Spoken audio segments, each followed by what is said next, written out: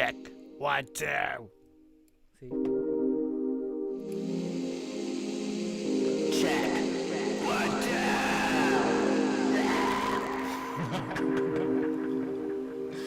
Alright. Everything's working. Around 8 p.m. If you guys want to check it in, I'll probably stop the stream. Anyways, if you're interested in what you're just listening to, that's like tracks from something I did about 10 years ago, 15 years ago.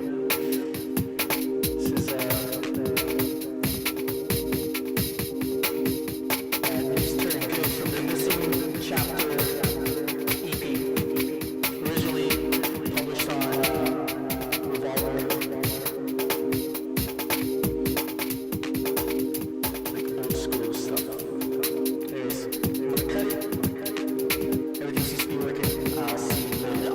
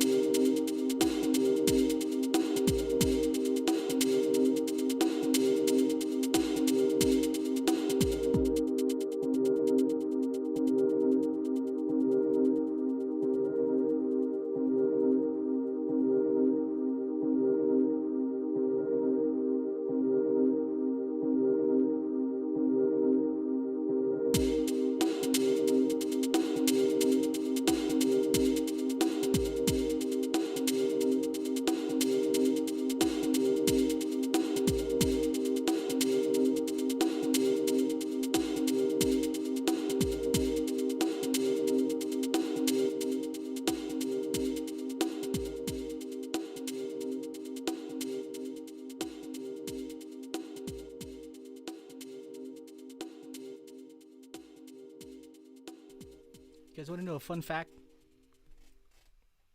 I used to wear my hair in front of my face because I was nearsighted.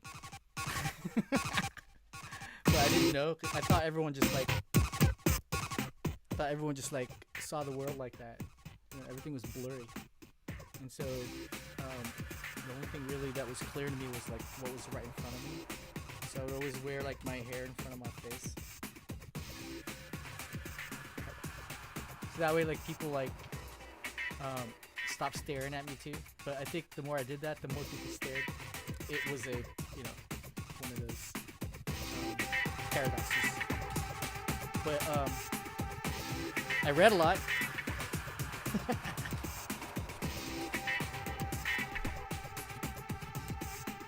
Yeah, so I used to wear my hair like this.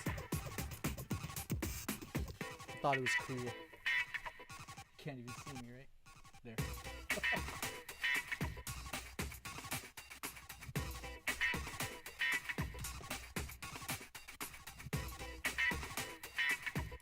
Anyways, I'm just playing around now. I have like another 45 minutes before I start this thing. Now so just testing to make sure everything's working. The hotkeys.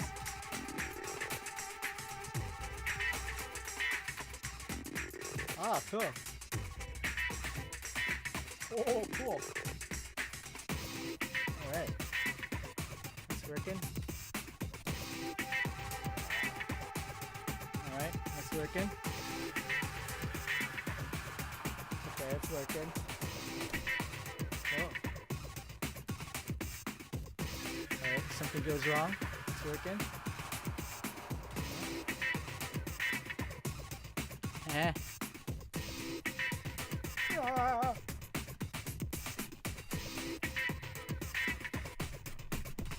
Can y'all hear it? You don't have to say anything.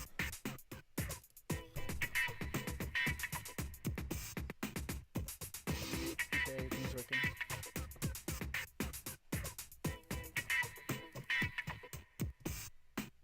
Yep. It's working.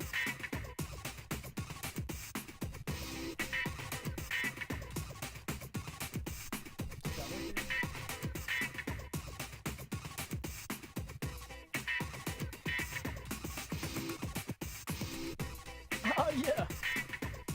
All right. Let's see here. It's about 15 minutes. Yeah, is he just want to hang out?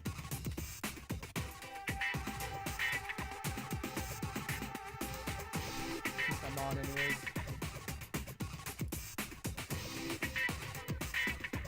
Yeah.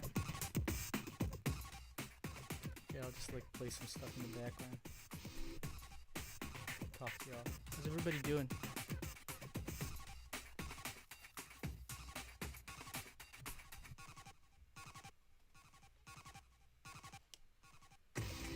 Guess what?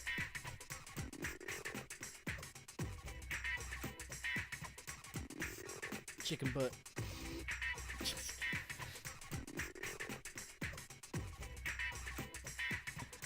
Guess why? Your booty dry. Guess who?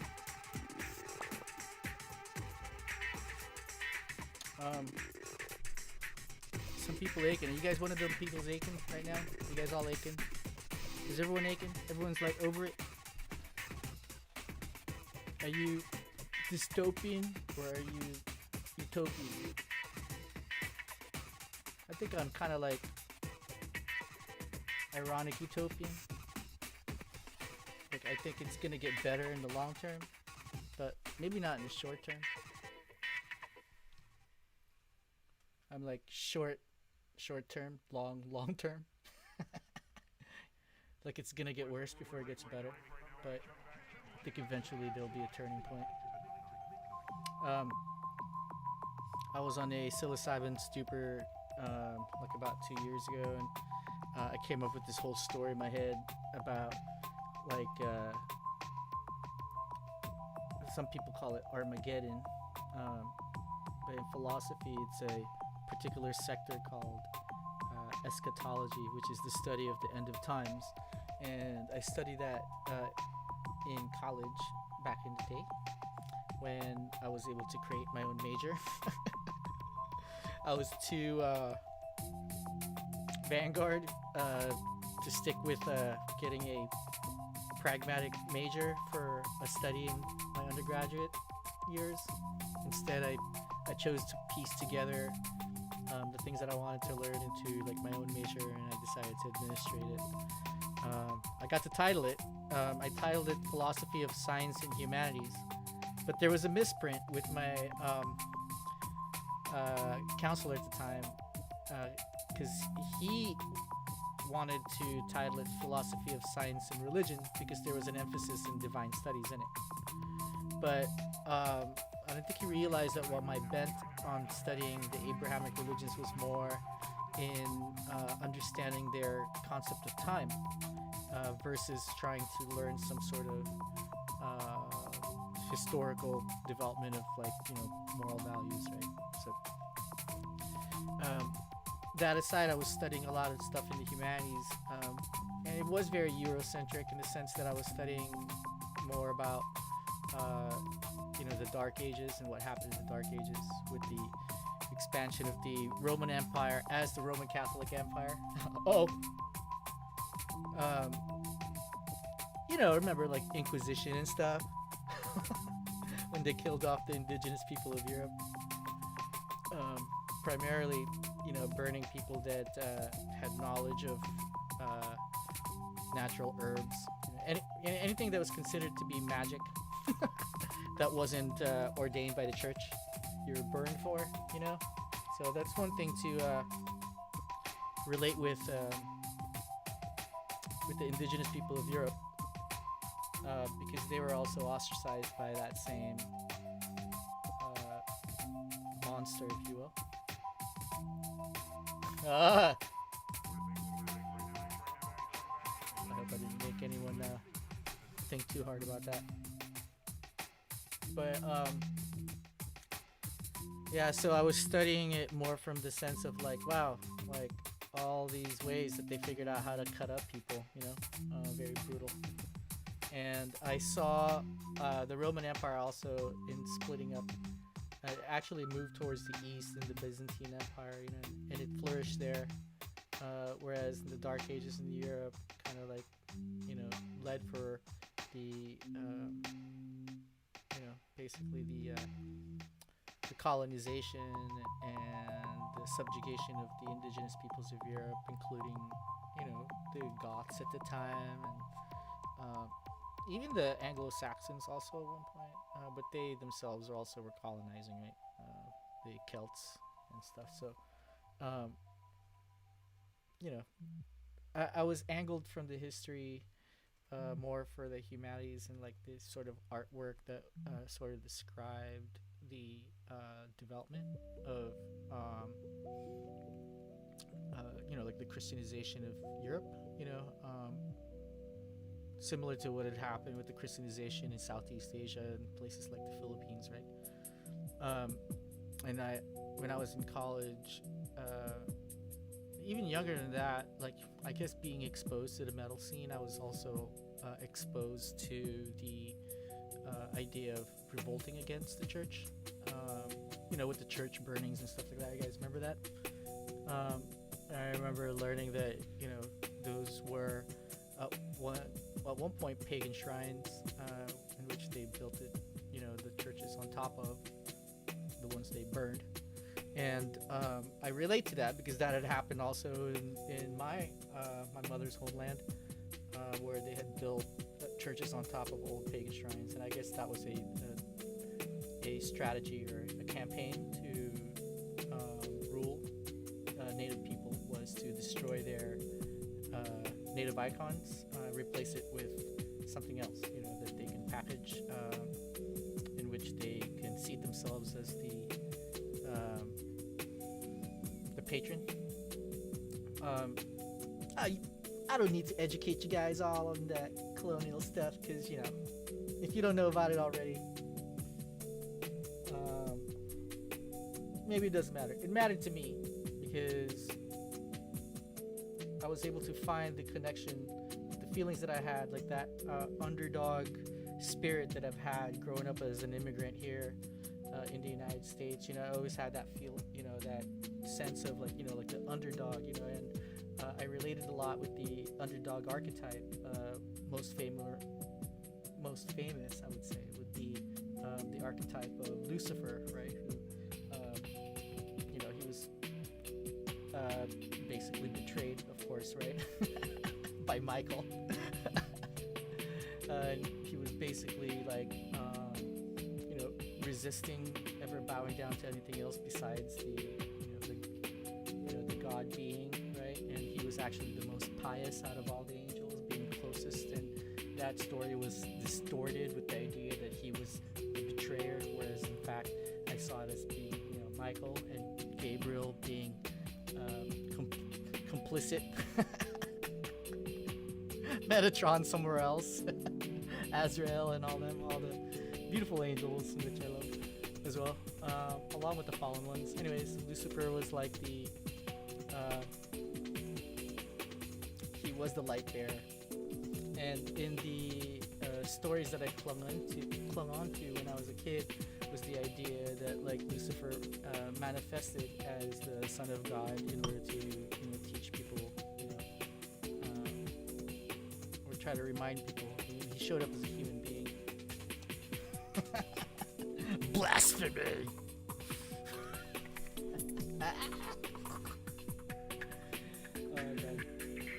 Could you tell I'm wrapping up a contract? I'm just gonna say whatever I want. Just kidding. I'm not gonna jeopardize any future opportunities by everything. So this is all entertainment. If you guys like metal, you'd understand a lot of the concepts that I'm talking about. Very familiar concepts.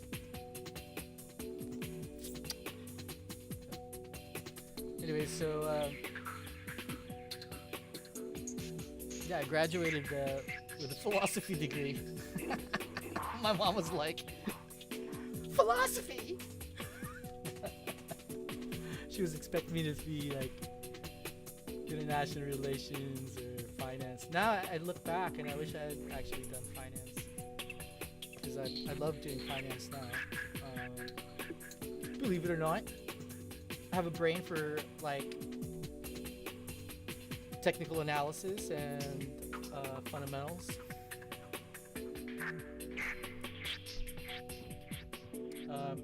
My dad wanted me to get into law.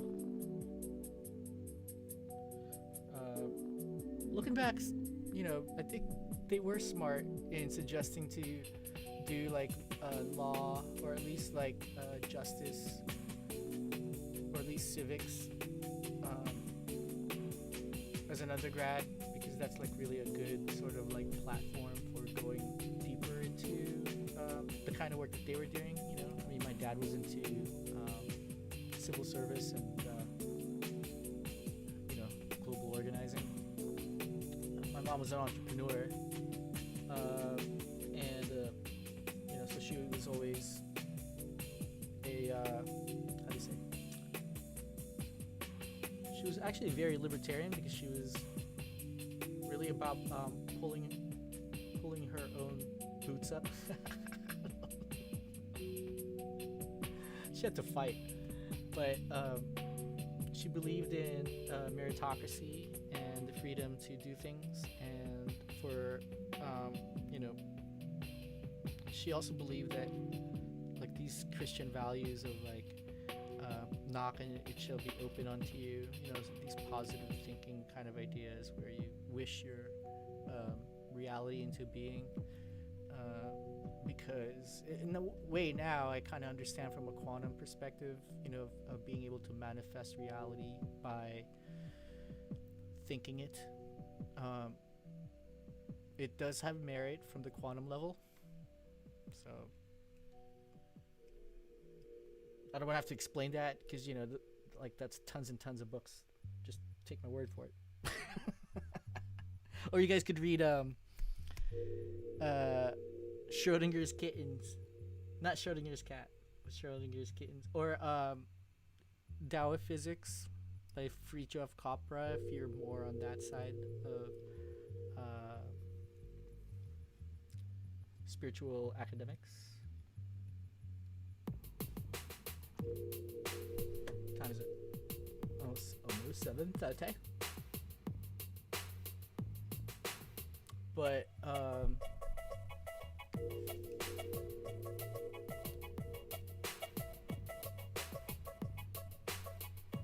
yeah, I formed my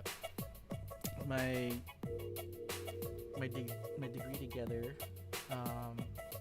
I don't know if they still offer that option at SF State University. That's where I went. I was going to Berkeley at one point, and damn, I flunked out of that place quick. I went there for the wrong reasons. I was following my heart. And then, but when I followed my brain, it led me over to SF State. And there I found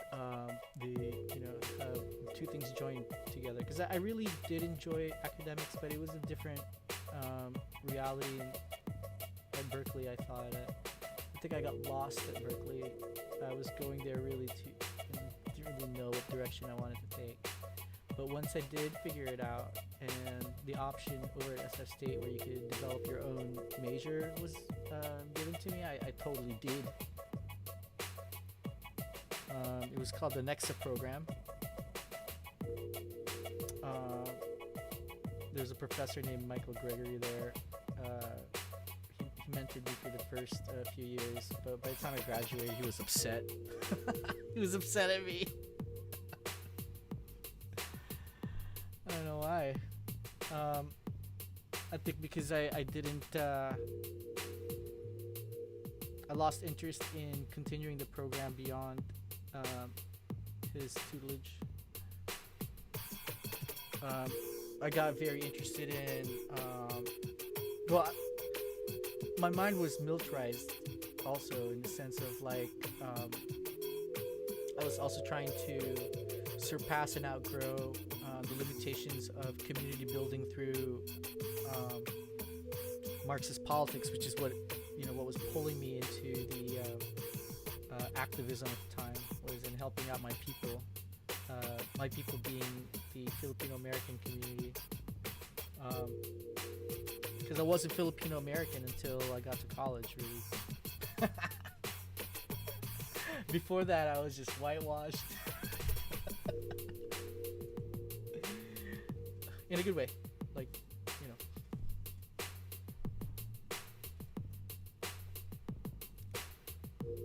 But when I got to college, I was exposed to Marxist ideas that I also found to be, courageous, because it was the type of ideas that was needed in order to band together people that wouldn't have been able to band together otherwise and be able to fight. But my mom really didn't like the, those guys with the big guns that would run through the village and ask for food. They're already poor, and then they're being taxed by the rebel groups. This is when she was little. So she was really surprised that I was helping them out in organizing here in the United States to mobilize communities in order to have a voice, because that's what we needed to do. In the 90s, when I was in college,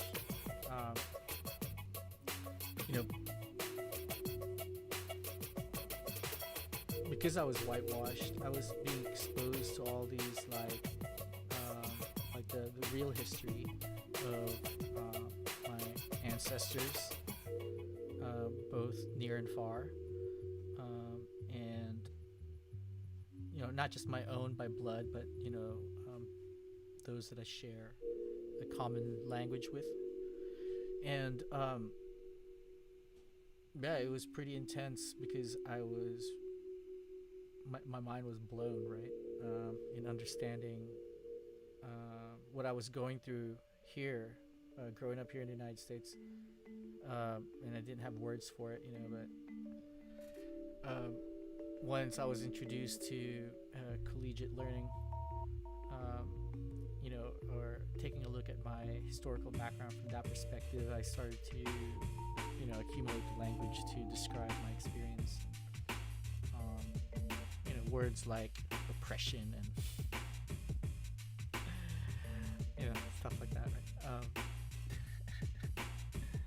But it empowered me, but one in particular that was very empowering was in finding out that you know, because I grew up ashamed to be an immigrant, right? And I think a lot of like immigrants children understand this. Like there is a call for assimilation and acculturation, so there was a need to lose accents, there was a need to immerse with the majority, to behave that we as if we already belong, because that's exactly what my mom learned, right, from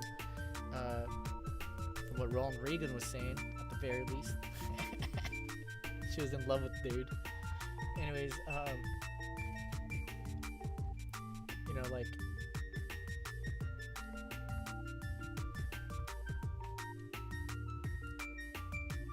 you know, assimilation was very hard in the sense that you kind of don't really have interest in finding out about yourself, and you think of things that are kind of like embarrassing, you know, like what majority of people have are like stereotypes, right? And they repeat these things and they accuse you of it.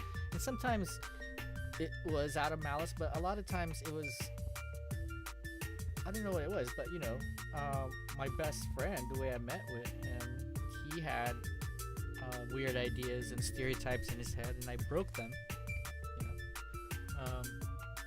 But ultimately, when I got into a fight with a bully, his new friend, and then he was calling me all those like racist names while I was beating the shit out of me, and then he stood there doing nothing. I think that really made me realize where my place was. That was my best friend.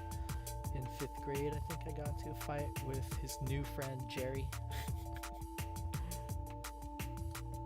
and then I realized, oh, okay, when it really comes down to it, he'll stand with that guy. So I learned that early on. But you know, like growing up, you know, thinking that your heritage is primarily like dog eating or bamboo dancing or living in huts or a maid or a hooker, or if it was positive it would be like I think a nurse or like what else, something like that, right? So I mean, we were already being boxed in, so by the time I was in 6th grade, you know, I started to really rebel and wear my hair from my face as a way to hide from society, you know. But I did a lot of reading, and that's, you know, by the time I got to college, I was really prepared for academics because I read a lot as a kid and knew a lot, and really resisted the idea of school, which I thought was to be, you know, like jail.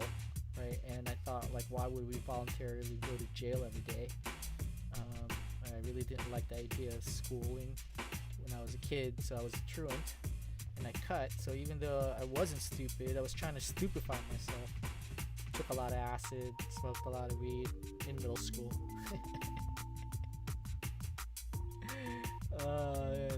Cigarettes were like $1.25 for a pack at the time. How much is it now? It's like $12. I don't know. And then like,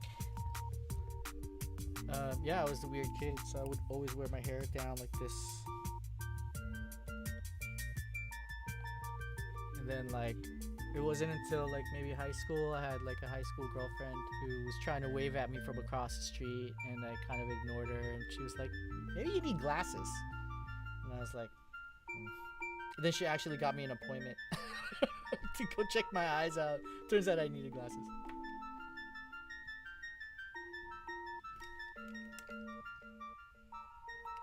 I'm wearing contacts, but you know, so they look like with glasses. Anyways, what about to start, so I'm gonna cut.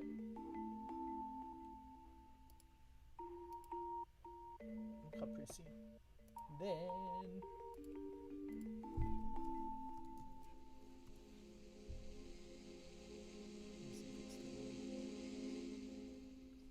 Oh yeah,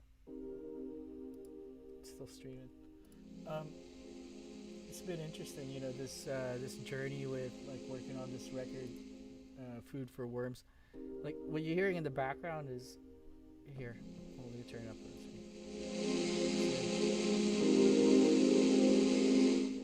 That was actually music that I released under a different moniker about 10-15 years ago. I was doing more electronic music stuff, and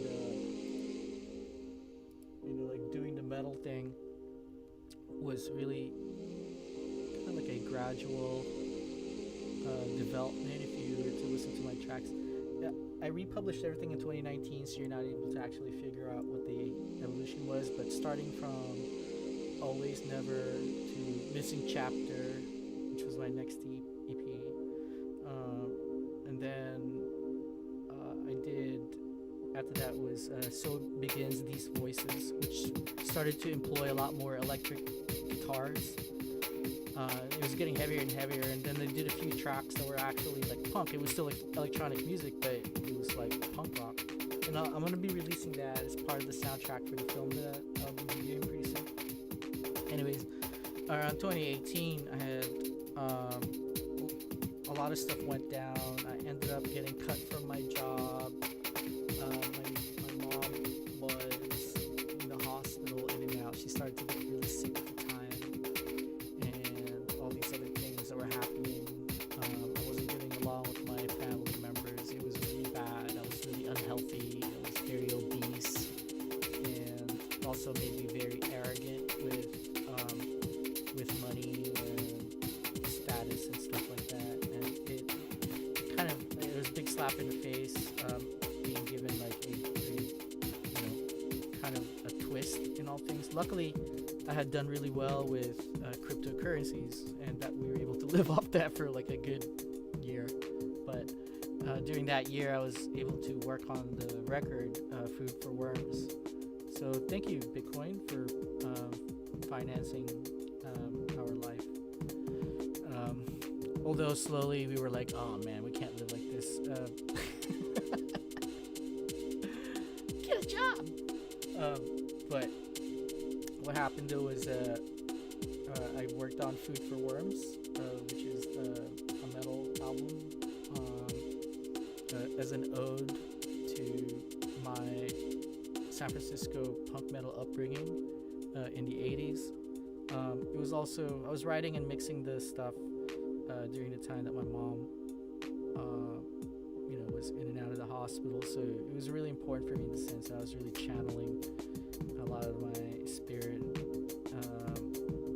because if it wasn't for her, I wouldn't have really gotten into like bands and stuff like that, because when the opportunity came for me to take on the role of a bassist for this band, which at the time really was what was going to change my life around. I was a truant, I was doing drugs, I was, all these things, and my mom really wanted to reel me back, and so she saw that my friendship with these other musicians in the band and stuff would change things, and so she bought me a $1,200 bass cabinet.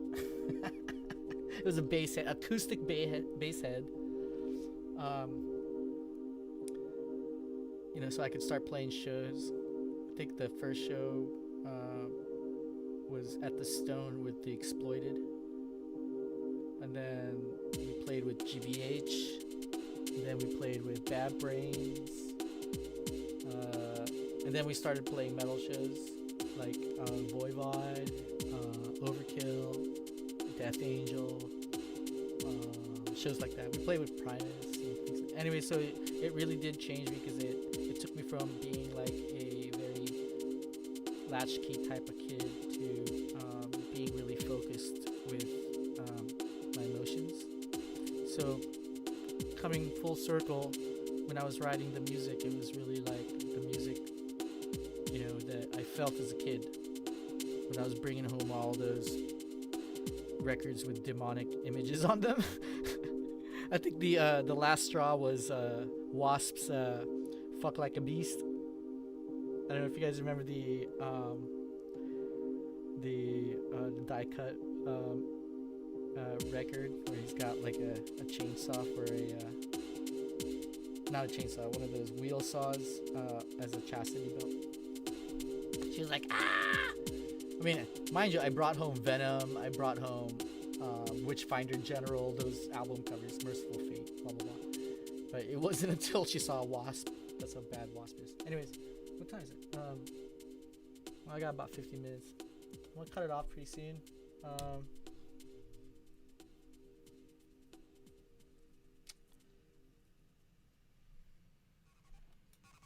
Just want to say, some friends who may be kind of like having a hard time right now.